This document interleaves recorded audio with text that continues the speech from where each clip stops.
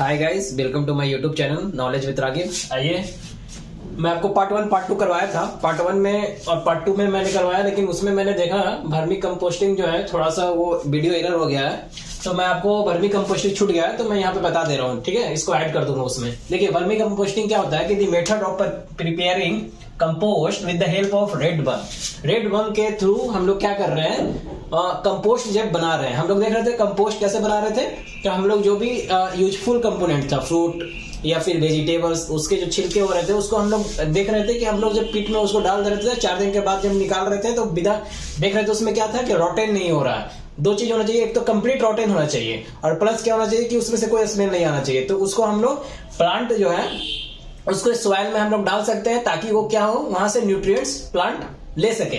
तो उसी तरह से यहाँ पे जो कंपोस्ट हम बना रहे हैं, तो ये जो कीड़ा के थ्रू, वर्म्स के थ्रू बन रहा है। एक्चुअली स्पेशली वर्म्स, देखिए ये सब चीजें हैं और डिटेल में बताएंगे। पैरासिटिक स्पेशली होता है, जो पैरासिटिक में हेलमिंथिस बहुत तरह का होता है, उसमें लंबा वाला जो आता है वो हेलमिंथिस ग्रुप में आता है। तो बेसिकली उतना नहीं जानना आपको, बस अभी सिंपल जानना है। वो आगे जब चैप्टर आएगा ना 9th तो वहां पे आएगा तो बताएंगे हम।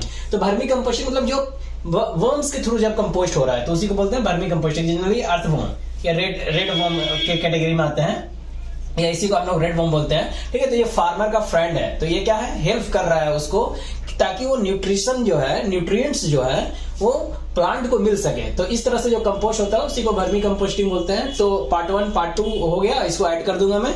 तो होप आपको सब समझ में आया होगा। चैप्टर 16 जो है ये था आपका गार्बेज इन गार्बेज आउट। तो 6th क्लास का साइंस फुल कंप्लीट होता है। अब 6th क्लास का साइंस कंप्लीट होता है तो अब 7th क्लास के साइंस के साथ हम फिर से आपके सामने हाजिर होंगे नए टॉपिक